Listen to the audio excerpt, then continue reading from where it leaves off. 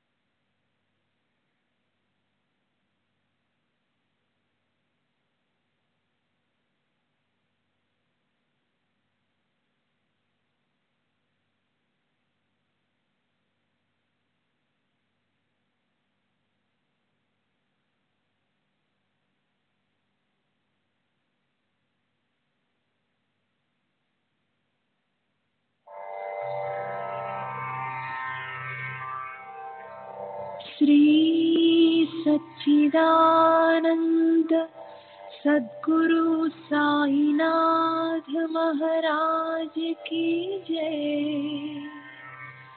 सद्गुरु श्री साईनाथुनि शरद बाबूजी की जय।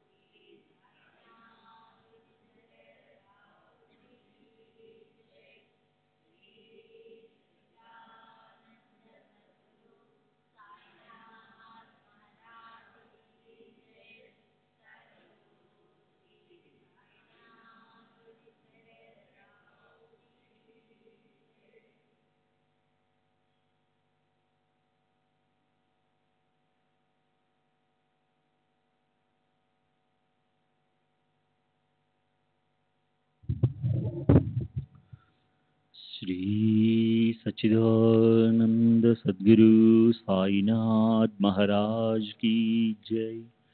सद्गुरु श्री साईनाथ शरद बाबूजी की जय। శ్రీ సాయినాథాయ నమః.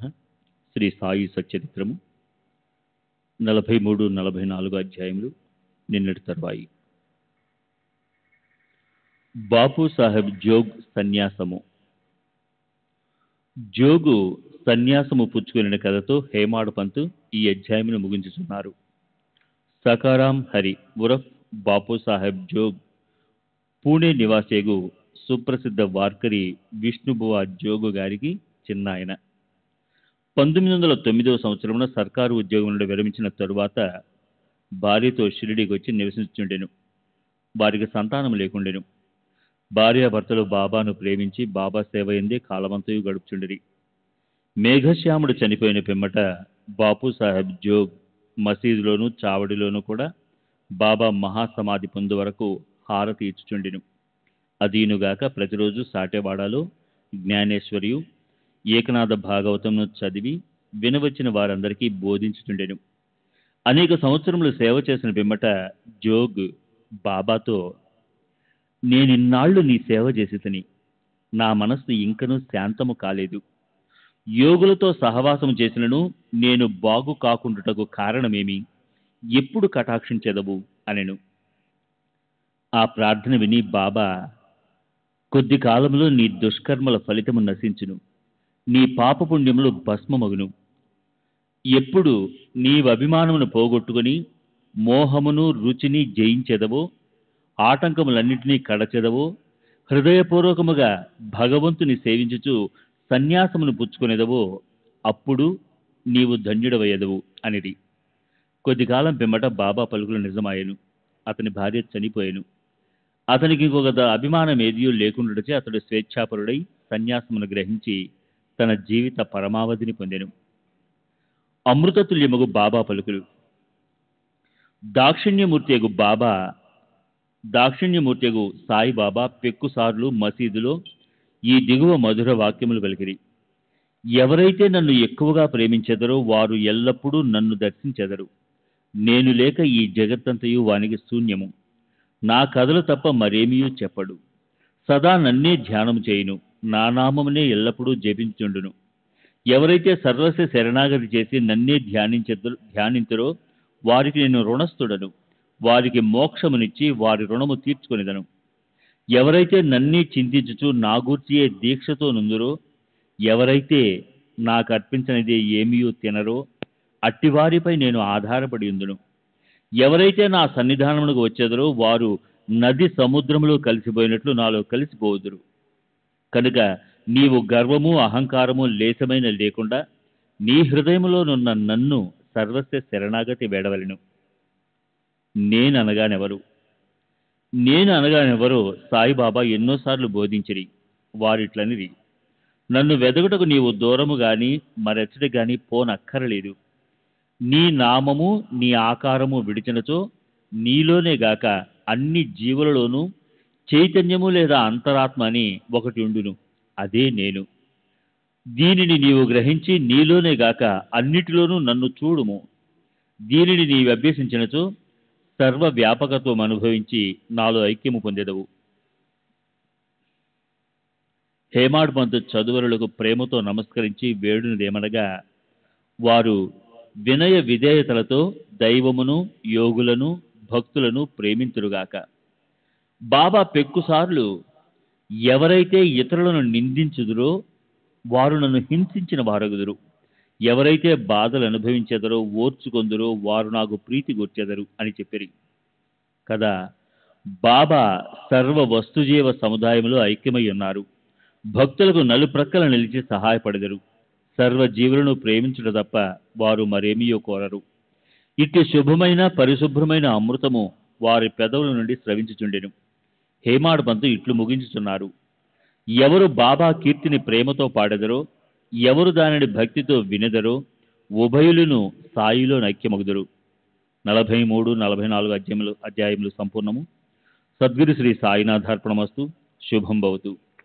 శ్రీ సచ్చిదానంద సద్గురు సాయినాథ్ మహారాజ్ కీ జై.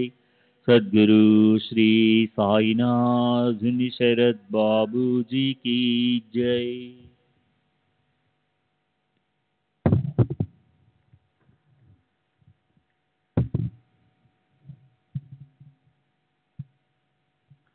శ్రీ సాయినాథాయ నమః. శ్రీ సాయి సచ్చరిత్రము 7వ రోజు పారాయణము. బుధవారం 45వ అధ్యాయము. కాకాసాహెబ్ సంశయము, ఆనందరావు అనుభవము, కొయ్యబల్ల మంచము బాబాదే, మహల్సా పద్ధతి కాదు. గత 3 అధ్యాయములలో బాబా దివంగతులకుడు గురించి చెప్తేమే. వారి భౌతిక శరీరము మన దృష్టి నుంచి నిష్క్రమించను, కానీ వారి అనంత స్వరూపము లేదా సాయి శక్తి ఎల్లప్పుడూ నిలిచియే ఉండును. ఇప్పటి వరకు వారి జీవిత కాలంలో జరిగిన లీలను చెప్తేమే. వారు సమాధి చెందిన పిమ్మట క్రొత్త లీలలు జరుగుతున్నవి. దీనిని బట్టి బాబా శాశ్వతంగానున్నారనియో తమ భక్తులకు పూర్వం వలె తోడ్పడుతున్నారనియో తెలియచున్నది. ఎవరైతే బాబా సమాధి చెందక ముందు వారిని చూచిరో వారు నిజంగా అదృష్టవంతులు. అట్టి వారిలో ఎవరైనా ప్రపంచ సుఖములందు వస్తువులందు మమకారం పోగొట్టుకుననిచో వారి మనసులు భగవద్భారము కానిచో అది వారి దురదృష్టమని చెప్పవచ్చును. అప్పుడే కాదు, ఇప్పుడు కూడా కావలసినది బాబా యందు హృదయపూర్వకమైన భక్తి. మన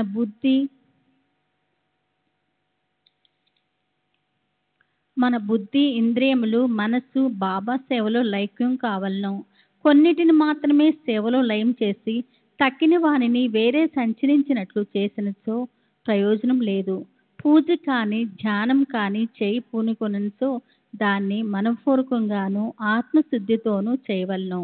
ప్రతివతకు తన భర్త యందు గల ప్రేమను భక్తుడు గురువునందు చూపవలసిన ప్రేమతో పోల్చెదరు. అయినప్పటికీ మొదటిది రెండవ దానితో పోల్చుటకు వీలు లేదు. జీవిత పరమావధిని పొందుటకు తండ్రి కానీ తల్లి కానీ సోదరుడు కానీ ఇక తదితర బంధువులెవరు కానీ తోడ్పడరు. ఆత్మ సాక్షాత్కారంకు దారిని మనమే వెతుక్కొని ప్రయాణంను సాగించవలెను. నిత్యానిత్యముల గల భేదం తెలుసుకొని ఇహలోక పరలోకములోని విషయ సుఖములను త్యజించి మన బుద్ధిని మనస్సును స్వాధీనమందించుకొని మోక్షమునకై కాంక్షించవలెను. ఇతరులపై ఆధారపడట కంటే మన స్వశక్తి అందే మనకు పూర్తి నమ్మకం ఉండవలను. ఎప్పుడైతే మనము నిత్యానిత్యములకు గల భేదమును పాటించదమో ప్రపంచము అబద్ధమని తెలుసుకునేదమో దానివల్ల ప్రపంచ విషయములందు మోహం తగ్గి మనకు నిర్వామోహము కలుగును. క్రమంగా గురువే పరబ్రహ్మ స్వరూపమనియు కావున వారొక్కరే నిజమనియు గ్రహించదము. వారు ఈ జగత్తును జయించిన వారును ప్రపంచమును అతీతులను. అప్పుడు వారిని ప్రతి జీవరాశి యందు చూడగలిగి పూజించదము. ఇది అద్వైత భజనము లేదా పూజ. ఎప్పుడైతే మనము బ్రహ్మమును లేదా గురుని హృదయపూర్వకంగా ధ్యానించదమో మనం కూడా వారిలో ఐక్యమై ఆత్మ సాక్షాత్కారం పొందేదము. 1000 ఏళ్ల గురునామమును జపించట వల్లను వారి స్వరూపమునే మనన నుంచుకొని ధ్యానించుట చేతను వారిని సర్వ జంతు కోటి యందు చూచుటకు అవకాశం కలుగును. మనకది శ్వాసానందమును కలుగు చేయును. ఈ దిగువ కథ దీన్ని విస్తీకరించును. కాకాసాహెబ్ సంశయము ఆనందరావు అనుభవము. కాకాసాహెబ్ దీక్షిత్ను ప్రతిరోజు శ్రీ ఏకనాథుడు వ్రాసిన గ్రంథములను అనగా భాగవతమును భావార్థ రామాయణమును చదువుటకు బాబా ఆదేశించెను. బాబా సమాధికి పూర్వము కాకాసాహెబ్ దీక్షిత్తు ఈ గ్రంథములను చదువుచుండెను. బాబా సమాధి చెందిన తర్వాత కూడా అట్లే చేయుచుండెడివాడు. ఒకనాడు ఉదయము బొంబాయి చౌపాటీలోనున్న కాకా మహాజని ఇంటిలో కాకాసాహెబ్ దీక్షిత్తు ఏకనాథ్ భాగవతం చదువుచుండెను. శ్యామ కాకామజని కూడా అచ్చటి నుండి శ్రద్ధతో భాగవతమును వినుచుండ్రి. దీక్షిత్తు ఏకదశా స్కందములోని 2వ అధ్యాయమును చదువుచుండెను. అందు వృషభ కుటుంబంలోని నవనాదులు లేదా సిద్ధులగు కవి, హరి, అంతరిక్ష, ప్రబుద్ధ, పిప్పలాయన, హవిర్హోత్ర, ద్రుమిళ, చమన్ మరియు కరభాజనులు భాగవత ధర్మ సూత్రములను జనక మహారాజుకు చెప్పుచుండ్రి. జనకుడు నవనాదులను ముఖ్యమైన ప్రశ్నలు కొన్ని అడిగెను. వారొక్కొక్కరు సంతృప్తికరమైన సమాధానములు ఇచ్చిరి. అందులో మొదటి వాడగు కవి భాగవత ధర్మమును బోధించెను. హరి భక్తుల లక్షణములను, అంతరిక్షుడు మాయను దాటుటను, పిప్పులాయనుడు పరబ్రహ్మమును, అవిర్హోత్రుడు కర్మను, ద్రుమిళుడు భగవంతుని అవతారములను వారి లీలలను, చమన్ భక్తుడు కానివాడు చనిపోయిన పిమ్మట పొందు స్థితిని, కరభాజనుడు యుగయుగములందు భగవంతుని ఉపాసించు వేరు వేరు విధానములను సంతృప్తికరంగా బోధించిరి. వాని సారాంశమేమన కలియుగంలో మోక్షం పొందుటకు ఒక్కటే మార్గం కలదు. అదేమన మన గురుని లేదా హరిపాదార విందములను స్మరించట. పారాయణం ముగిసిన పిమ్మట కాకాసాహెబ్ నిరుత్సాహంతో శ్యామతో ఇట్లనెను. నవనాథుల భక్తి విషయమై చెప్పినది ఎంత అద్భుతంగానున్నది. దాన్ని ఆచరించట ఎంత కష్టమో. నవనాథుల పూర్ణజ్ఞానులే కాని మన వంటి మూర్ఖులకు వారు వర్ణించిన భక్తిని పొందుటకు వీలగునా? అనేక జన్మలెత్తినను మనము దాన్ని సంపాదించలేము. అట్లయినా మనకు మోక్షం వచ్చేటట్లు. కాబట్టి అట్టి దానిని మనం ఆశించరాదని తెలియచున్నది. కాకాసాహెబ్ నిరుత్సాహము నిరాశలు శ్యామ ఇష్టపడలేదు. వెంటనే ఇతడట్లనెను, ఎవరైతే వారి అదృష్టవశంచే బాబా వంటి ఆభరణములను పొందిరో అట్టి వారు నిరాశ చెంది ఏడ్చుట విచారకరమైన సంగతే. వారికి బాబా యందు నిశ్చలమైన విశ్వాసమే ఉన్నచో వారు నిరాశ చెందనేలా. నవనాథుల భక్తి బలమైనదే ఉండవచ్చును, కానీ మనది మాత్రం ప్రేమానురాగంతో నిండి ఉండలేదా? హరినామస్మరణము గురునామస్మరణము మోక్షప్రదమని బాబా నొక్కి చెప్పి ఉండలేదా? అట్లయినచో భయమును కానీ ఆందోళన కానీ అవకాశమేది? శ్యామ చెప్పిన సమాధానంతో కాకాసాహెబ్ సంతృప్తి చెందలేదు. నవనాథుల భక్తిని పొందుటెట్లు అను మనోవేదన కలిగి ఆందోళనతో చికాకుగా నుండెను. ఆ మరుసటి ఉదయమే ఈ క్రింద అద్భుతం జరిగెను. శ్రీ సచ్చిదానంద సద్గురు సాయినాథ్ మహారాజ్ కీ జై. సద్గురు శ్రీ సాయినాథుని శరత్ బాబూజీకి జై. ఆనందరావు పాకడే అనువాడు శ్యామను వెతకుచు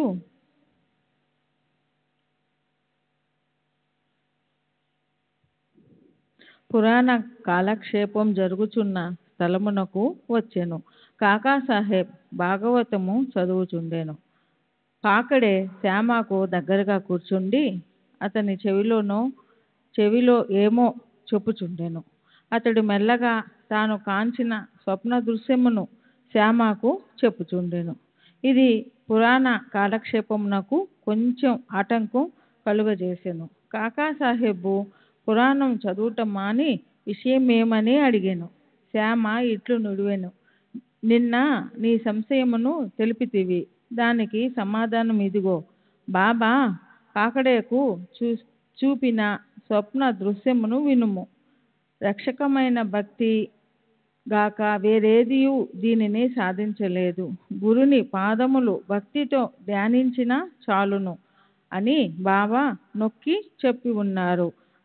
అందరూ ముఖ్యముగా కాకాసాహెబ్ ఆ దృశ్యమును వివరముగా వినగోరిరి. వారి కోరిక ప్రకారము పాకడే ఆ దృశ్యమును ఈ క్రింది విధంగా చెప్పనారంభించెను. లోతైన సముద్రంలో నడుము వరకు దిగి అచట నిలిచి తిని హఠాత్తుగా అచట సాయిబాబాను చూచి తిని. రత్నములు తాపిన చక్కని సింహాసనంపై బాబా కూర్చొని ఉండెను. వారి పాదములు నీటిలో నుండెను. బాబా స్వరూపమును చూచి మికుల ఆనందించి తిని. అది నిజము వలె నుండెను, కానీ స్వప్నం వలె కానరాకుండెను. దానిని నేను స్వప్నమని అనుకొనలేదు. మాధవరావు కూడా అచట నిలిచి ఉండెను. శ్యామ ఆనందరావు బాబా పాదములపై పడుము అని సలహా ఇచ్చెను. నాకు కూడా నమస్కరించవలెననియే ఉన్నది, కానీ వారి పాదములు నీటిలోనున్నవి కనుక నా శిరస్సును వారి పాదములపై ఎట్లు ఉంచగలను? నేను నిస్సహాయుడును అని నేనంటిని. అది విని అతడు బాబాతో ఇట్లనెను, ఓ దేవా, నీటిలోనున్న నీ పాదములను బయటకు తీయుము. వెంటనే బాబా తన పాదములను బయటకు తీసిరి. క్షణమైన ఆలస్యం చేయక నేను వారి పాదములకు మొక్కుతిని. దీనిని చూచి బాబా నన్ను దీవించి ఇట్లనెను, ఇక పొమ్ము, నీవు క్షేమమును పొందెదవు. భయము గాని ఆందోళన గాని అవసరం లేదు. శ్యామకు పట్టుపంచ ఒకటి దానం చేయము, దానివల్ల మేలు పొందెదవు. బాబా ఆజ్ఞానుసారము పాకడే పట్టుదోవతిని తెచ్చెను. మాధవరావుకు ఇవ్వవలసినదని కాకాసాహెబ్ను వేడెను. శ్యామ అందులకు ఒప్పుకొనలేదు. ఏలన బాబా తనకు అట్టి సలహా ఇవ్వలేదు కనుక. కొంత వివాదం జరిగిన పిమ్మట కాకాసాహెబు చీట్లు వేసి తెలుసుకున్నటకు సమ్మతించెను. సంశయ విషయములందు చీటీ వేసి సంశయమును తీర్చుకొనుట కాకాసాహెబ్ స్వభావము. పుచ్చుకొనుము, నిరాకరించుము అను 2 చీటీలు వ్రాసి బాబా పాదుకుల వద్ద పెట్టిరి. ఒక బాలునితో అందులో ఒక దానిని తీయించిరి. పుచ్చుకొనుము అను చీటి ఎంచుటచే మాధవరావుకు దోవతి ఇచ్చిరి. దానిని శ్యామ అంగీకరించెను. ఇద్దరును సంతృష్టి చెందిరి. కాకాసాహెబు సంశయము తీరెను. ఇతర యోగుల మాటలను కూడా గౌరవించవలసినదని ఈ కథ ప్రబోధించుచున్నది. కానీ మన తల్లియగు గురువునందు పూర్ణమైన భక్తి విశ్వాసములు ఉండవలెను. వారి బోధల ప్రకారము నడవవలెను. ఎందుకనగా మన కష్ట సుఖములు ఇతరుల కంటే వారికే బాగుగా తెలిసి ఉండును. నీ హృదయ పలకమునందు బాబా చెప్పిన ఈ దిగువ పలుకులను చెక్కుము. ఈ లోకంలో అనేక మంది యోగులు కలరు, కానీ మన గురువు అసలైన తండ్రి. ఇతరులు అనేక సుబోధులు చేయవచ్చును, కానీ మనము మన గురువు యొక్క పలుకులను మరువరాదు. ఏల హృదయపూర్వకంగా నీ గురువును ప్రేమించుము. వారిని సర్వస్య శరణాగతి వేడుము. భక్తితో వారి పాదములకు మ్రొక్కుము. అట్లు చేసినచో సూర్యుని ముందు చీకటి లేనట్లు నీవు దాటలేని భవసాగరం లేదు. కొయ్యబల్ల మంచము బాబాదే, మహల్సాపతిది కాదు. బాబా షిరిడీ చేరిన కొద్ది కాలమునకే 4 మూరల పొడవు 1 జానెడు వెడల్పు గల కొయ్యబల్ల మీద 4 చివరల 4 దీపపు ప్రమిదలు పెట్టి దానిపై పండుకొనువారు. కొన్నాళ్ళు గడిచిన పిమ్మట బాబా దానిని విరిచి ముక్కలు వేసి పారవేసెను. ఒకనాడు బాబా దాని మహిమను కాకాసాహెబ్కు వర్ణించి చెప్పుచుండెను. ఇది విని అతడు బాబాకిట్లనియే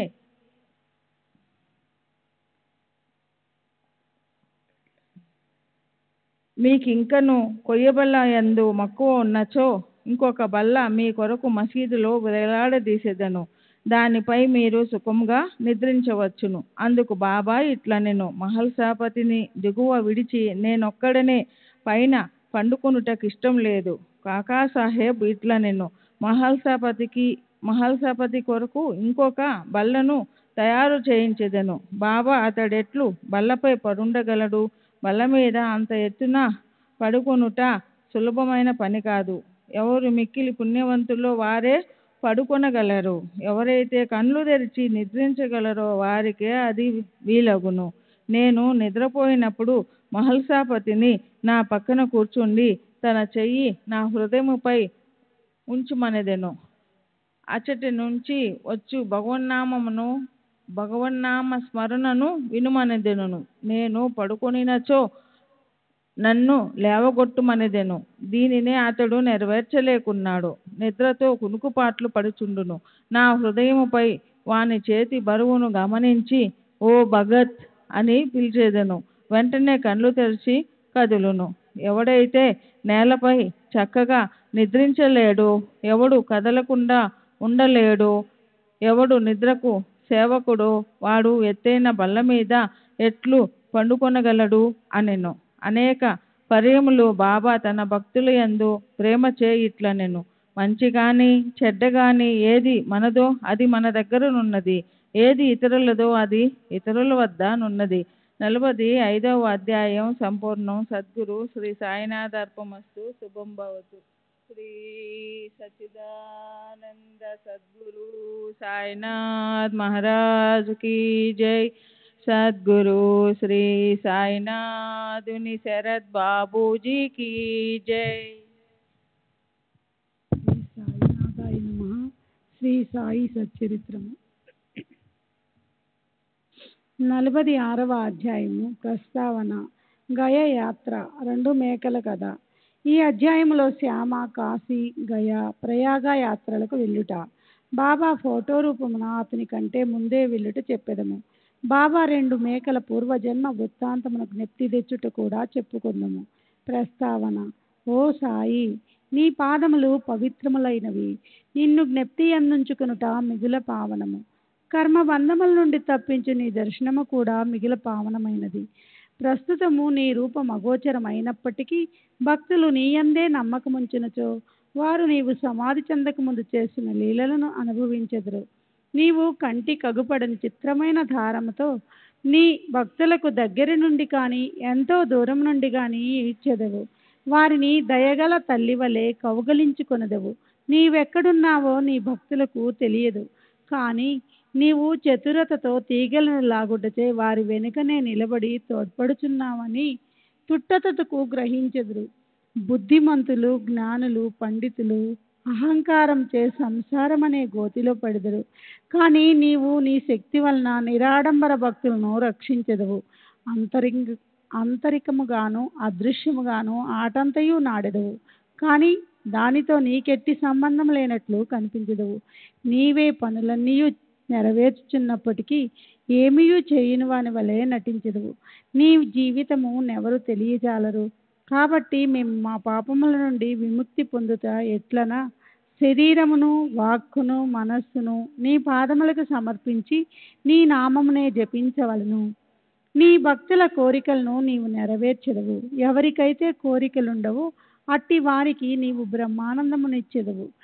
నీ మధురమగు నామము జపించుటయే భక్తులకు సులభ సాధనము. ఈ సాధన వల్ల మన పాపములు రజస్తమో గుణములు నిష్క్రమించును. సాత్విక గుణములు ధార్మికత్వము ప్రాముఖ్యము వహించును.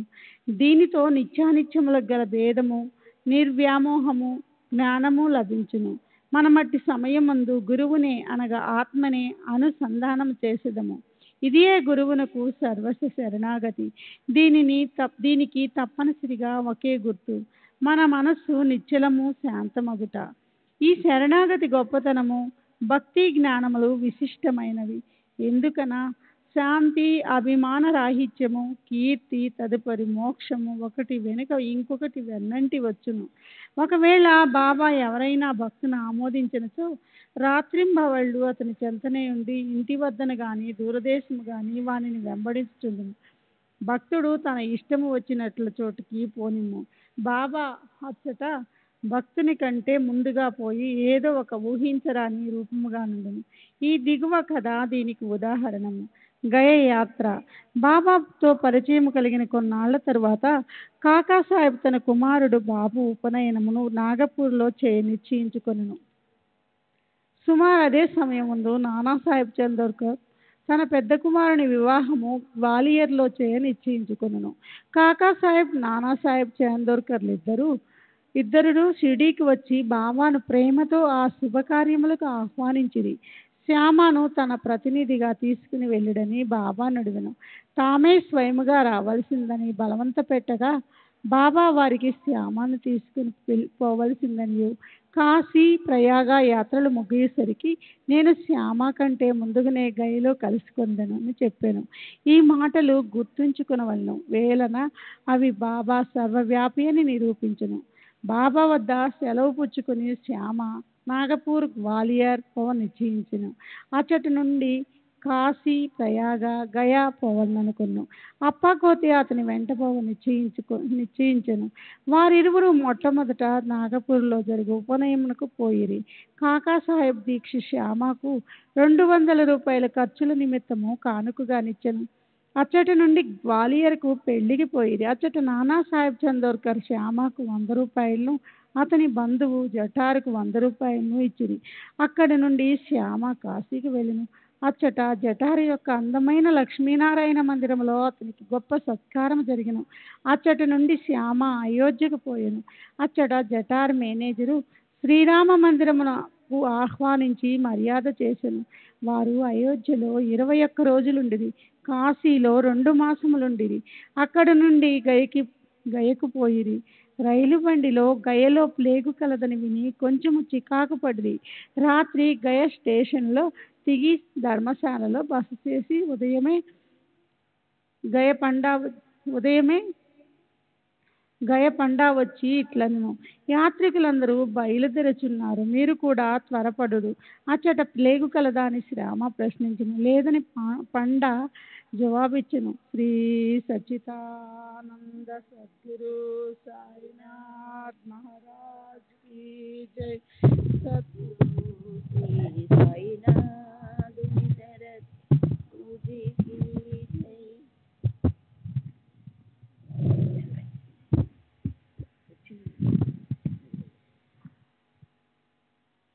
శ్రీ సచ్చిదానంద సద్గురు సాయినాథ్ మహారాజ్ కీ జై.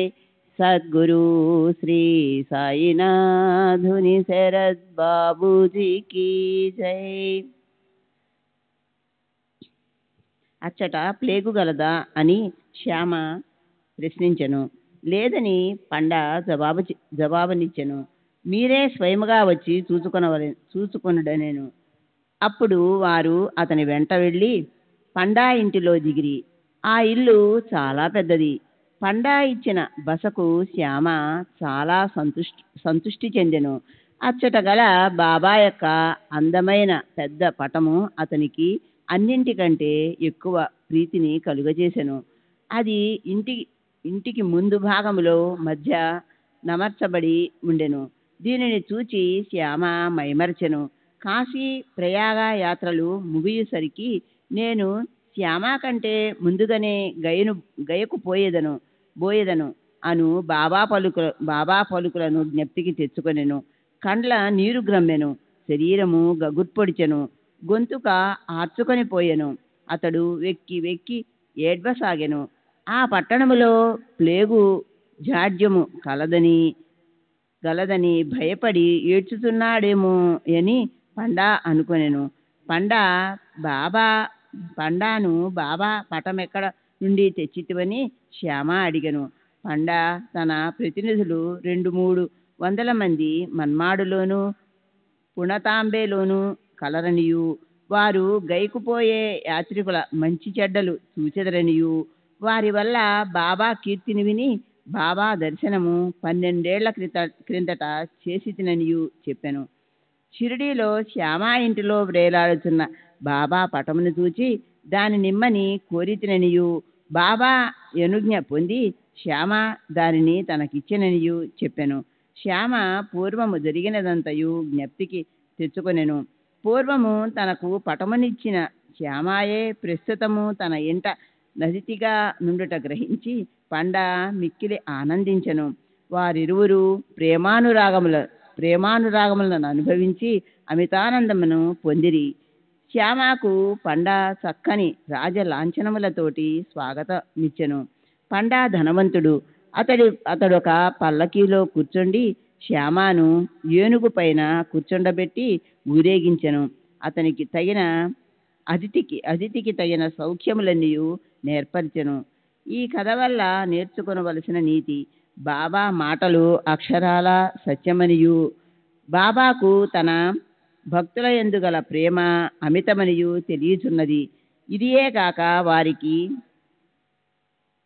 జంతువుల యందు కూడా సమాన ప్రేమ ఉండెను. వారు వానిలో నొకరుగా భావించెడివారు. ఈ దిగువ కథ దీనిని వెల్లడించుచుండెను. 2 మేకల కథ. ఒకనాడు ఉదయము బాబా లేండి తోట నుండి తిరిగి వచ్చుచుండెను. మార్గమున మేకల మందను చూచెను. అందులో 2 మేకల మీద బాబా దృష్టి పడెను. బాబా వానిని సమీపించి ప్రేమతో తాకి లాలించి వానిని 32 రూపాయలకు కొనెను. బాబా వైఖరిని చూచి భక్తులు ఆశ్చర్యపడిరి. బాబా మిగుల మోసపోయినని వారనుకొనిరి. ఎందుచేతననగా నొక్కొక్క మేకను 2 కాని 3 కాని 4 కాని రూపాయలకు కొనవచ్చును. 2 మేకలకు 8 రూపాయలకు హెచ్చు కాదనిరి. 2 మేకలకు 8 రూపాయలకు హెచ్చు కాదనిరి. బాబాను నిందించిరి.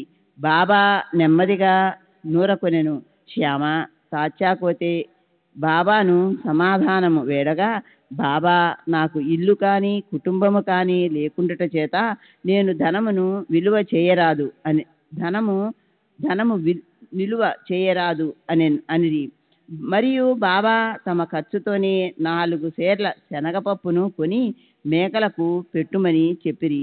పిదప ఆ మేకలను వారి యజమానికి తిరిగి ఇచ్చివేసి వాని పూర్వ వృత్తాంతము ఈ రీతిగా చెప్పిరి. ఓ శ్యామ తాత్యా, మీరీ బేరములో నేను మోసపోయి తిని అనుకొనుచున్నారు. అట్లు కాదు. వాని కథ వినుడు. గత జన్మలో వారు మానవులు. వారి అదృష్టము కొలది నా జతకాండ్రుగా ఉండేడివారు. వారొక తల్లి బిడ్డలు. మొదట వారికి నొకరిపై నొకరికి ప్రేమయుండెను. రాను రాను శత్రువులైరి. పెద్దవాడు సోమరి గాని చిన్నవాడు చురుకైనవాడు. అతడు చాలా ధనము సంపాదించెను.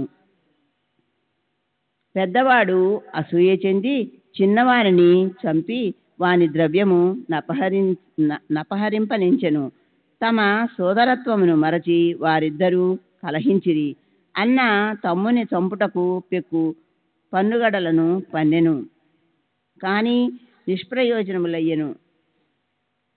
ఇద్దరూ బద్ధవైరులైరి. అన్న ఒకనాడు తన సోదరిని బడితెతో కొట్టెను. చిన్నవాడు అన్నను గొడ్డలితో నరికెను. ఇద్దరదే స్థలమున చచ్చిపడిరి.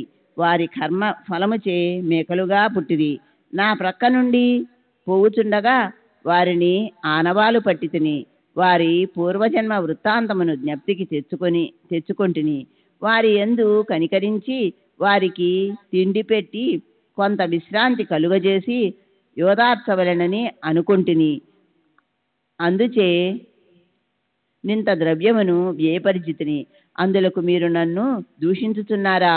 నా బేరము మీరిష్టపడకుండుటచే నేను వాని యజమాని వద్దకు తిరిగి పంపివేసి తిని. మేకలపైని కూడా బాబా ప్రేమ ఎట్టిదో చూడుడు. 46వ అధ్యాయము సంపూర్ణము. శ్రీ సద్గురు శ్రీ సాయినాథార్పణమస్తు. శుభం భవతు. శ్రీ సచ్చిదానంద సద్గురు సాయినాథ్ మహారాజ్ కీ జై.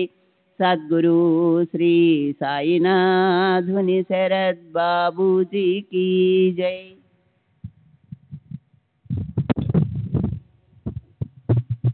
శ్రీ సాయినాథాయ నమః. శ్రీ సాయి సచ్చరిత్రము 47వ అధ్యాయము. వీరభద్రప్ప చెన్నబసప్పల పాము కప్ప కథ.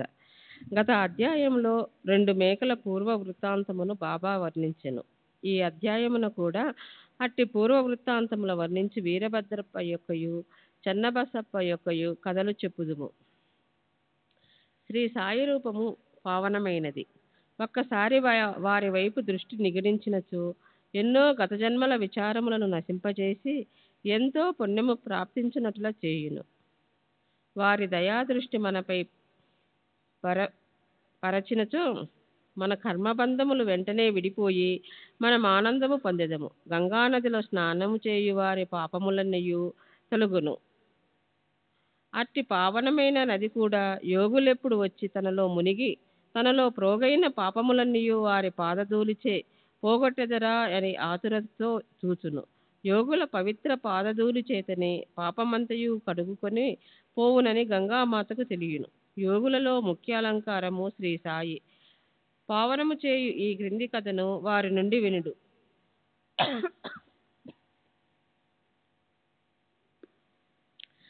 వీరభద్రప్ప చెన్నబసప్పల పాము కప్ప కథ. సాయిబాబా ఒకనాడిట్లు చెప్పదొడంగెను. ఒకనాడు ఉదయము ఉపహారము ముగించిన తరువాత వ్యాహాలికి పోయి ఒక చిన్న నది ఒడ్డున చేరి తిని అలసిపోవుడుచే నచ్చట విశ్రాంతి నొంది తిని చేతులు కాళ్ళు కడుగుకొని స్నానము చేసి హాయిగా కూర్చుని ఇంటిని. అచ్చట చెట్ల నీడలున్న కాలిత్రోవ బండి త్రోవ రెండునూ కలవు. చల్లని గాలి మెల్లగా వీచుచుండెను. చిలుమును త్రాగుటకు తయారు చేయుచుండగా కప్ప ఒకటి బెకబెకలాడుట వెంటిని.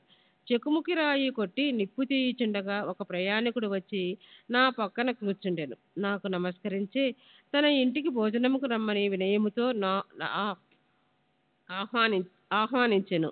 అతడు చిలుము వెలిగించి నాకు అందజేసెను. కప్ప బెకబెకమనుట తిరిగి వినిపించెను. అతడు అదేమియో తెలుసుకొనగోరెను. ఒక కప్ప తన పూర్వజన్మ పాపఫలమును అనుభవించుచున్నదని చెప్పి తిని గత జన్మలో చేసిన దాని ఫలము నీ జన్మలో అనుభవించి తీరవలయును. దానిని గూర్చి దుఃఖించినచో ప్రయోజనము లేదు. వాడు చిలుమును పీల్చి నాకు అందచేసి తానే స్వయముగా పోయి చూచెదనని చెప్పాను. ఒక కప్ప పాముచే పట్టుకొనబడి అరచుచుండెననియు గత జన్మలో రెండును దుర్మార్గులే గాన ఈ జన్మ యందు గత జన్మ యొక్క పాపమును ఈ దేహంతో అనుభవించుచున్నవనియు చెప్పి తిని అతడు బయటకు పోయి ఒక నల్లని పెద్ద పాము ఒక కప్పను నోటితో పట్టుకుని ఉండుట చూచెను. అతడు నా వద్దకు వచ్చి 10-12 నిమిషములలో పాము కప్పను మింగునని చెప్పాడు. నేను ఇట్లాంటిని లేదు, అట్లు జరగనే నేరదు. నేనే దాని తండ్రిని రక్షకుడను. నేనిచ్చటనే ఉన్నాను. పాము చేత కప్ప నెట్లు తినిపించదను. నేను ఇక్కడ ఊరికనే ఉన్నానా, దాని నెట్లు విడిపించదనో చూడు. చిలుము పీల్చిన పిమ్మట మేము ఆ స్థలమునకు పోతిమి. అతడు భయపడెను, నన్ను కూడా దగ్గరకు పోవద్దని హెచ్చరించెను. పాము మీద పడి కరచునని వాని భయము. అతని మాట లెక్కించకయే నేను ముందుకు పోయి ఇట్లంటిని, ఓ వీరభద్రప్ప, నీ శత్రువు చెన్నబసప్ప కప్పజన్మమెత్తి పశ్చాత్తపడుట లేదా? నీవు సర్పజన్మమెత్తినప్పటికీ వాని ఎందు శత్రుత్వము వహించి ఉన్నావా? సిగ్గులేదా? మీ ద్వేషములను విడిచి శాంతింపుడు. ఈ మాటలు విని ఆ సర్పము కప్పను వెంటనే విడిచి నీటిలో మునిగి అదృశ్యమయ్యను. కప్ప కూడా గంతు వేసి చెట్ల పొదలలో దాగాను. బాటసారి ఆశ్చర్యపడెను. మీరన్న మాటలకు పాము కప్పనెట్లు వదిలి అదృశ్యమయ్యను. వీరభద్రప్ప ఎవరు? చెన్నబసప్ప ఎవరు? వారి శత్రుత్వములకు కారణమేమి అని అతడు ప్రశ్నింపగా అతనితో కలిసి చెట్టు మొదటికి పోయి తిని చిలుము కొన్ని పీల్పులు పీల్చి అతనికి వృత్తాంతమంతయు నీ రీతిగా బోధించి తిని. మా ఊరికి 4-5 మైళ్ళ దూరమున ఒక పురాతన శివాలయం కలదు. అది పాతబడి శిథిలమయ్యేను. ఆ గ్రామంలోని ప్రజలు దానిని మరామత్తు చేయుటకై కొంత ధనము పోగు చేసిరి. కొంత పెద్ద మొత్తము పోగైన పిమ్మట పూజ కొరకు తగిన ఏర్పాటు చేసిరి. మరామత్తు చేయుటకు అంచనా వేసిరి. ఊరిలోని ధనవంతుని కోశాధికారిగా నియమించి సర్వము అతని చేతిలో పెట్టిరి. లెక్కలను చక్కగా వ్రాయు బాధ్యత వానిపై పెట్టిరి. వాడు పరమలోభి. దేవాలయము బాగు చేయుటకు చాలా తక్కువ వ్యయము చేసెను. దేవాలయములో నేమీ అభివృద్ధి కానరాలేదు. అతడు ధనవంతయు ఖర్చు పెట్టెను. కొంత తాను మృంగెను. తన సొంత డబ్బు కొంచెమైనను దానికై వెచ్చించలేదు. తీయని మాటలు చెప్పువాడు. అభివృద్ధి కాకుండాటకేవో కారణములు చెప్పడేవాడు. గ్రామస్తులు తిరిగి వాని వద్దకు పోయి అతడు సొంతముగా తగిన ధన సహాయము చేయని ఎడల మందిరము వృద్ధి కాదని చెప్పిరి. శ్రీ సచ్చిదానంద సద్గురు సాయినాథ్ మహారాజ్ కీ జై. సద్గురు బాబూజీకి జై. వాని అంచనా ప్రకారము పని సాగించవలసిందని చెప్పుచూ మరికొంత ద్రవ్యమును వసూలు చేసి అతనికిచ్చిరి. వాడా ధనమును పుచ్చుకొని పూర్వం వలనే ఊరక కూర్చుండెను. కొన్నాళ్ళు పిమ్మట మహాదేవుడు వాని భార్యకు కలలో కనిపించి ఇట్లు చెప్పెను, నీవు లేచి దేవాలయపు శిఖరమును కట్టుము. నీవు ఖర్చు పెట్టిన దానికి 100 రెట్లు ఇచ్చేదను. ఆమె ఆ దృశ్యమును తన భర్తకు చెప్పెను. అది ధనము వ్యయమోగటకు హేతువేగమో అని భయపడి ఎగతాళి చేయొచ్చు. అది ఉత్త స్వప్నమనియు దానిని నమ్మ అవసరం లేదనియు, లేకున్నచో దేవుడు తనకు స్వప్నములో కనపడి ఏల చెప్పలేదనియు, తాను మాత్రము దగ్గర లేకుండేనా అనియు, ఇది దుస్వప్నము వలె కనిపించుచున్నదనియు, భార్య భర్తలకు విరోధము కల్పించినట్లు తోచుచున్నదనియు అతడు సమాధానము చెప్పెను. అందుచే ఆమె ఊరుకొనవలసి వచ్చెను. దాతలను బాధించి వసూలు చేయు పెద్ద మొత్తము చందాల యందు దేవునికి ఇష్టముండదు. భక్తితోనూ ప్రేమతోనూ మన్ననతోనూ ఇచ్చిన చిన్న చిన్న మొత్తములకైనా దైవము ఇష్టపడను. కొన్ని దినముల పిమ్మట దేవుడు ఆమెకు స్వప్నములో తిరిగి కనిపించి ఇట్లు చెప్పాను, భర్త దగ్గరున్న చందాల గూర్చి చికాకు చెందనవసరం లేదు. దేవాలయము నిమిత్తము ఏమైనా వ్యయము చేయమని అతని బలవంతము చేయవద్దు. నాకు కావలసినవి భక్తి మరియు సద్భావము. కాబట్టి నీకిష్టమున్న సొంతముదేదైనా ఇవ్వవలను. ఆమె తన భర్తతో సంప్రదించి తన తండ్రి తనకిచ్చిన బంగారు నగలు దానము చేయ నిశ్చయించెను. ఆ లోబి ఈ సంగతి విని చికాకు చెంది భగవంతుని కూడా మోసము చేయ నిశ్చయించెను. ఆమె నగలనెంతో తక్కువ ధర కట్టి 1000 రూపాయలకు తానే కొని నగదునకు బదులుగా ఒక పొలమును దేవాదాయముగా ఇచ్చెను. అందులకు భార్య సమ్మతించెను. ఆ పొలము వాని సొంతము కూడా కాదు, అది ఒక పేదరాలకు డుబ్కి అనునామిది. ఆమె దానిని 200 రూపాయలకు కుదువ పెట్టి ఉండెను. ఆమె దానిని తీర్చలేకపోయాను. ఆ టక్కరి లోబి తన భార్యను, డుబ్కీని, దైవమును అందరినీ మోసగించెను. ఆ నేల పనికిరానిది, సాగులో లేనిది, దాని విలువ చాలా తక్కువ, దాని వలన ఆదాయమేమీ లేదు. ఈ వ్యవహారం ఇట్లు సమాప్తి చెందెను. ఆ పొలమును పూజారి ఆధీనములో నుంచిది. అందులకు అతడు సంతసించెను. కొన్నాళ్లకు ఒక చిత్రము జరిగెను. గొప్ప తుఫాను సంభవించెను, కుంభవృష్టి కురిసెను. లోబి ఇంటికి పిడుగుపాటు తగిలి వాడు వాని భార్య చనిపోయేది. డుబ్కి కాలగతి చెందెను. తరువాతి జన్మలో ఆ లోబి మధుర పట్టణంలో ఒక బ్రాహ్మణ కుటుంబంలో పుట్టి వీరభద్రపయ్యను పేరు నుండెను. అతని భార్య పూజారి కుమార్తెగా జన్మించెను. ఆమెకు గౌరి అని పేరు పెట్టిరి. డుబ్కి మందిర గౌరవనింటిలో మగ శిశువుగా జన్మించెను. అతనికి చెన్నబసప్ప అని నామమిడిరి. ఆ పూజారి నా స్నేహితుడు. అతడు నా వద్దకు తరచుగా వచ్చుచుండెను. నా వద్ద కూర్చుండి మాట్లాడుచు చిలుము పీల్చడివాడు. అతని కుమార్తె గౌరి కూడా నా భక్తురాలు. ఆమె త్వరగా ఎదుగుచుండెను. ఆమె తండ్రి వరుణికై వెతుకుచుండెను. ఆ విషయమై చీకాకు పడనవసరం లేదనియు ఆమె భర్త తానై వెతుకుచు వచ్చుననియు నేను చెప్పి తిని. కొన్నాళ్ళకి వీరభద్రపయ్యను ఒక బీద బ్రాహ్మణుడు బాలుడు భిక్షకై పూజారి ఇంటికి వచ్చెను. పూజారి నా సమ్మతి ప్రకారము వానికి గౌరినిచ్చి పెళ్లి చేసెను. అతడు కూడా నా భక్తుడయ్యను. ఏలన పిల్లను కుదిర్చితనని అతడు నా యందు విశ్వాసం చూపుచుండెను. వాడు ఈ జన్మలో కూడా ధనమునకై మిగులు తాపత్రయపడుచుండెను.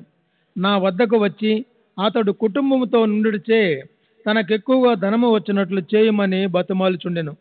ఇట్లుండగా కొన్ని విచిత్రములు జరిగెను. ధరలు హఠాత్తుగా పెరిగెను. గౌరి అదృష్టం కొలది పొలమునకు ధర పెరిగెను.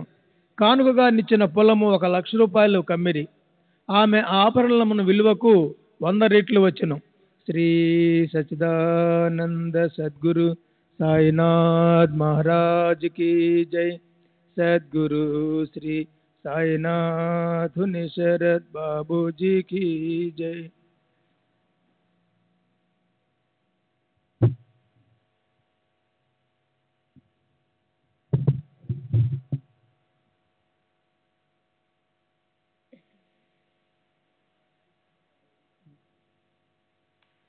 ఆ నేల పనికిరానిది, సాగులో లేనిది, దాని విలువ చాలా తక్కువ, దాని వలన ఆదాయమేమీ లేదు. ఈ వ్యవహారం ఇట్లు సమాప్తి చెందెను. ఆ పొలమును పూజారి ఆధీనములో నుంచిరి. అందులకతడు సంతసించెను. కొన్నాళ్లకు ఒక చిత్రము జరిగెను. గొప్ప తుఫాను సంభవించెను, కుంభవృష్టి కురిసెను. లోబి ఇంటికి పిడుగుపాటు తగిలి వాని భార్య చనిపోయిరి. డుబ్కి కాలగతి చెందెను. తరువాత జన్మలో ఆ లోబి మధురా పట్టణములో ఒక బ్రాహ్మణ కుటుంబములో పుట్టి వీరభద్రపయ్యను పేరనుండెను. అతని భార్య పూజారి కుమార్తెగా జన్మించెను. ఆమెకు గౌరి అని పేరు పెట్టిరి. డుబ్కి మందిర గొరవనింటిలో మగ శిశువుగా జన్మించెను. అతనికి చెన్నబసప్ప అని నామమిడిరి. ఆ పూజారి నా స్నేహితుడు. అతడు నా వద్దకు తరచుగా వచ్చుచుండెను. నా వద్ద కూర్చొండి మాట్లాడుచు చిలుము పీల్చెడివాడు. అతని కుమార్తె గౌరీ కూడా నా భక్తురాలు. ఆమె త్వరగా నెదుగుచుండెను. ఆమె తండ్రి వరుణికై వెదుకుచుండెను. ఆ విషయమై చికాకు పడనవసరము లేదనియు ఆమె భర్త తానే వెదుకుకొని వచ్చుననియు నేను చెప్పి తిని. కొన్నాళ్లకు వీరభద్రపయ్యను ఒక బీద బ్రాహ్మణ బాలుడు భిక్షకై పూజారి ఇంటికి వచ్చెను. పూజారి నా సమ్మతి ప్రకారము వానికి గౌరీనిచ్చి పెళ్లి చేసెను. అతడు కూడా నా భక్తుడయ్యను. ఏలన పిల్లను కుదిర్చితినని అతడు నా యందు విశ్వాసము చూపుచుండెను. వాడు ఈ జన్మలో కూడా ధనమునకై మిగుల తాపత్రయపడుచుండెను. నా వద్దకు వచ్చి అతడు కుటుంబముతో నుండుటచే తనకెక్కువగా ధనము వచ్చునట్లు చేయుమని బతిమాలుచుండెను. ఇట్లుండగా కొన్ని విచిత్రములు జరిగెను. ధరలు హఠాత్తుగా పెరిగెను. గౌరీ అదృష్టము కొలది పొలమునకు ధర పెరిగెను. కానుకగా నిచ్చిన పొలము 1,00,000 రూపాయల కమ్మిరి. ఆమె ఆభరణముల విలువకు 100 రెట్లు వచ్చెను. అందులో సగము నగదుగా నిచ్చిరి. మిగతా దానిని 25 వాయిదాలుగా ఒక్కొక్క వాయిదాకు 2,000 రూపాయల చొప్పున ఇచ్చుటకు నిశ్చయించిరి. అందుకు అందరూ సమ్మతించిరి. కానీ ధనమునకై తగులాడిరి. సలహా కొరకు నా వద్దకు వచ్చిరి. ఆ ఆస్తి మహాదేవునిది కాబట్టి పూజారిది.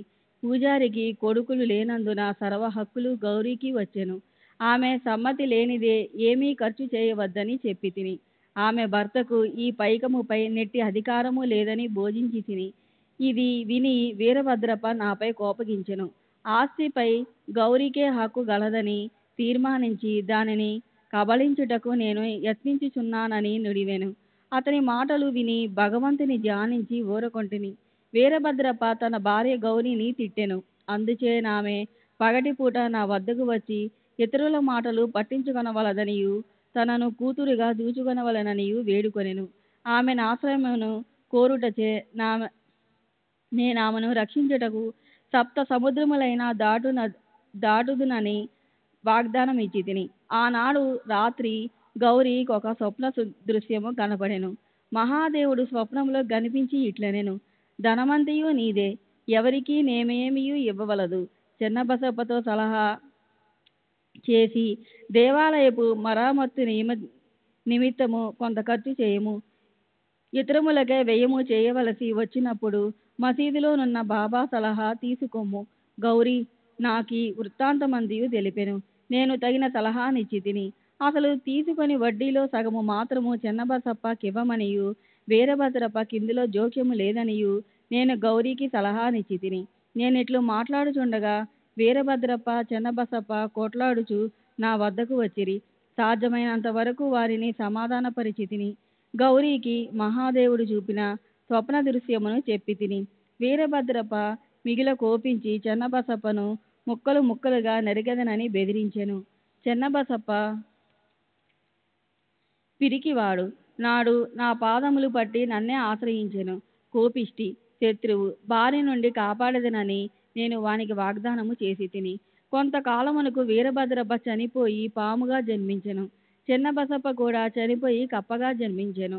చెన్నబసప్ప బెగబెగలాడుట విని నేను చేసిన వాగ్దానమును జ్ఞప్తికి తెచ్చుకొని ఇక్కడకు వచ్చిన వానిని రక్షించి నా మాటను పాలించుకొంటిని. భగవంతుడు ఆపద సమయందు భక్తుల రక్షించుటకై వారి వద్దకు పరిగెత్తును. భగవంతుడు నన్నిచ్చటకు పంపి చెన్నబసప్పను రక్షించెను. ఇదంతయు భగవంతుని లీల, నీతి. ఈ కథ వల్ల మనము నేర్చుకున్న నీతి ఏమనగా, ఎవరు చేసిన దానిని వారే అనుభవించవలెను. ఇతరులతో గల సంబంధములన్నిటినీ బాధను కూడా అనుభవించవలెను. తప్పించుకొను సాధనము లేదు. తనకెవరితోనైనా శత్రుత్వమున్న ఎడల దాని నుండి విముక్తిని పొందవలెను. ఎవరికైనా ఏమైనా బాకీ ఉన్న దానిని తీర్చివేయవలెను. రుణము గాని శత్రుత్వ శేషము గాని ఉన్నచో దానికి తగిన బాధపడవలెను. ధనమునందు పేరాస గలవాని నది హీనస్థితికి తెచ్చును. తొత్తతుదకు వానికి నాశనము కలుగజేయును. 47వ అధ్యాయము సంపూర్ణము. సద్గురు శ్రీ సాయి నాదార్పణమస్తు. శుభం భవతు. ఈ సచిదానంద సద్గురు సాయినాథ్ మహారాజ్ की जय. सद्गुरु श्री साईनाथ निसरद बाबूजी की जय. శ్రీ సాయినాథాయ నమః. శ్రీ సాయి సచ్చరిత్రము 48వ అధ్యాయము. సద్గురుని లక్షణములు, సేవుడే సవత్నాకరు దంపతులు. ఈ అధ్యాయమును ప్రారంభించినప్పుడు ఎవరో హేమాడ్ పంతును బాబా గురువా లేక సద్గురువా అని ప్రశ్నించిరి. ఆ ప్రశ్నకు సమాధానం ఇచ్చుటకై సద్గురు లక్షణములను హేమాడ్ పంతు ఇట్లు వర్ణించుచున్నారు.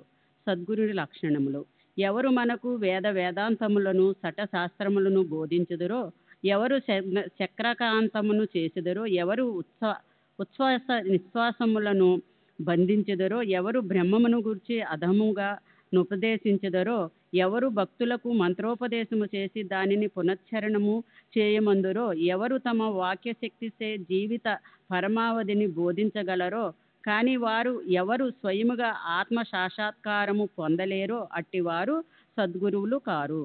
ఎవరైతే చక్కని సంభాషణల వల్ల మనకు ఇహపర సుఖముల యందు విరక్తి కలగజేసిదరో, ఎవరు ఆత్మ సాక్షాత్కారమందు మన అభిరుచిని కలగజేసినట్లు చేసిదరో, ఎవరైతే ఆత్మ సాక్షాత్కార విషయమున పుస్తక జ్ఞానమే గాక ఆచరణ అందు అనుభవము కూడా పొంది ఉన్నారో అట్టివారు సద్గురువులు.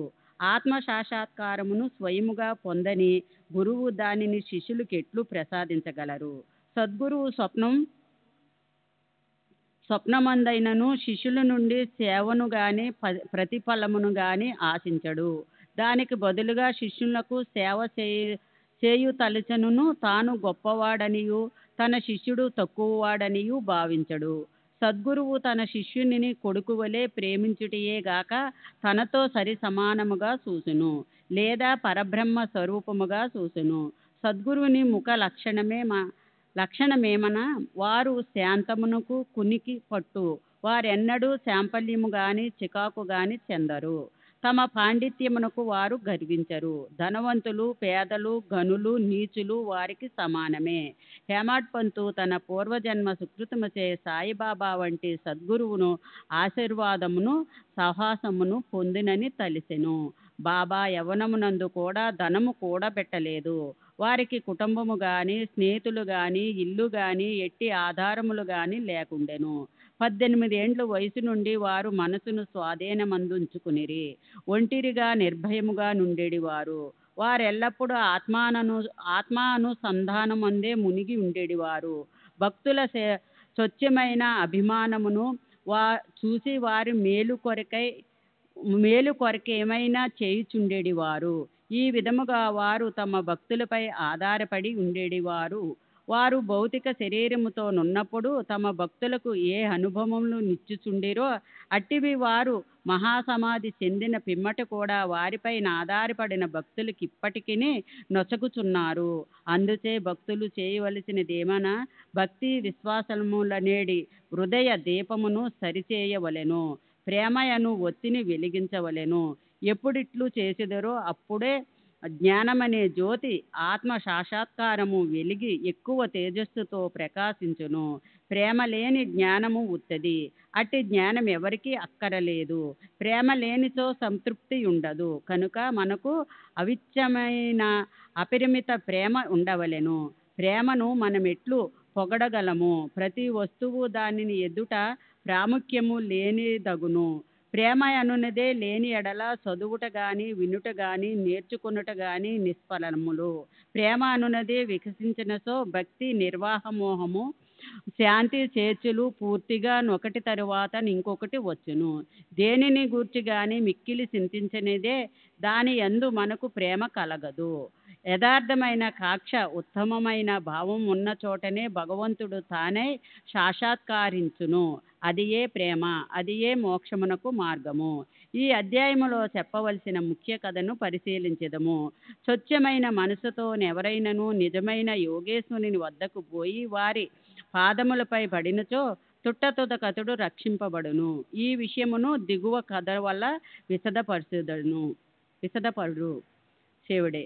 సోలాపూర్ జిల్లా అక్కల్కోట నివాసి సపత్నకర్ న్యాయ పరీక్షకు చదువుచుండెను. తోటి విద్యార్థి సేవుడే అతనితో చేరెను. ఇతర విద్యార్థులు కూడా గుమగూడి తమ పాఠములు జ్ఞానమును సరిగ్గా నున్నదా లేదని చూసుకును చుండెరి. ప్రశ్నోత్తరముల వల్ల శివుడకు ఏమీయూ రానట్లు తోసెను. తక్కిన విద్యార్థులు అతనిని వెక్కిరించిరి. అతడు పరీక్షకు సరిగ్గా చదవలేకపోయినను తన యందు సాయిబాబా కృప ఉండుటచే ఉత్తీర్ణుడు అగుదునని చెప్పెను. అందుకు సప్నకరు ఆశ్చర్యపడెను. సాయిబాబా ఎవరు? వారిని ఎలా అంత పొగుడుచున్నావు అని అడిగెను.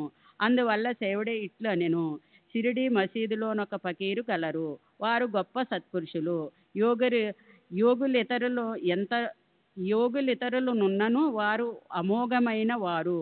పూర్వజన్మ సుకృతమున్నా కానీ మనము వారిని దర్శించలేము. నేను పూర్తిగా వారినే నమ్మి ఉన్నాను. వారు పలుకున్నది ఎన్నడూ అసత్యము కానెరదు. నేను పరీక్షలో తప్పక ఉత్తీర్ణుడవుదునని వారు నన్ను ఆశీర్వదించి ఉన్నారు. కనుక వారి కృపచే తప్పక చివరి పరీక్ష యందు ఉత్తీర్ణుడవుదనని సపత్నకరు తన స్నేహితునికి ధైర్యమునకు నవ్వెను. వానిని బాబాను కూడా వెక్కిరించెను. సపత్నకరు దంపతులు. సపత్నకరు న్యాయ పరీక్షలో ఉత్తీర్ణుడయ్యెను. అక్కలకోటలో వృత్తిని ప్రారంభించి అచ్చట న్యాయవాది అయ్యెను. 10 సంవత్సరముల పిమ్మట అనగా 1913లో వానికి గల ఒకే కుమారుడు గొంతు వ్యాధితో చనిపోయెను. అందువల్ల అతని మనసు వికలమయ్యెను. పండరిపురం గాణగాపురం మొదలగు పుణ్యక్షేత్రములకు యాత్రార్థమై పోయి శాంతి పొందవలని అనుకునెను. కానీ అతనికి శాంతి లభించలేదు. వేదాంతము చదివెను కానీ అది కూడా సహాయపడలేదు. అంతలో శివుడి మాటలు అతనికి బాబాయందు గల భక్తియు జ్ఞప్తికి వచ్చెను. కాబట్టి తాను కూడా షిరిడికి పోయి శ్రీ సాయిని చూడవలని అనుకునెను. అతడు తన సోదరుడగు పండితరావుతో షిరిడీకి వెళ్ళెను. దూరము నుండియే బాబా దర్శనము చేసి సంతసించెను. గొప్ప భక్తితో బాబా వద్దకేగి యొక్క టెంకాయను నచ్చట పెట్టి బాబా పాదములకు సాష్టాంగ నమస్కారము చేసెను. బయటకు పొమ్ము అని బాబా అరిచెను. సపత్నేకరు తల వంచుకుని కొంచెం వెనుకకు జరిగి అచ్చట కూర్చుండెను. బాబా కటాక్షమును పొందుటకు ఎవరి సలహానైనా తీసుకున్నటకు ప్రయత్నించెను. కొందరు బాలాచింపే పేరు చెప్పిరి. అతని వద్దకు పోయి సహాయమును కోరెను. వారు బాబా ఫోటోలను కొని బాబా వద్దకు మసీదుకు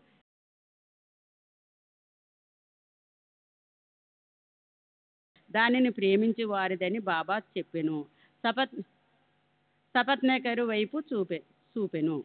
శ్రీ సచ్చిదానంద సద్గురు సాయినాథ్ మహారాజ్ की जय. सद्गुरु श्री साईनाथ शरद बाबू जी की जय.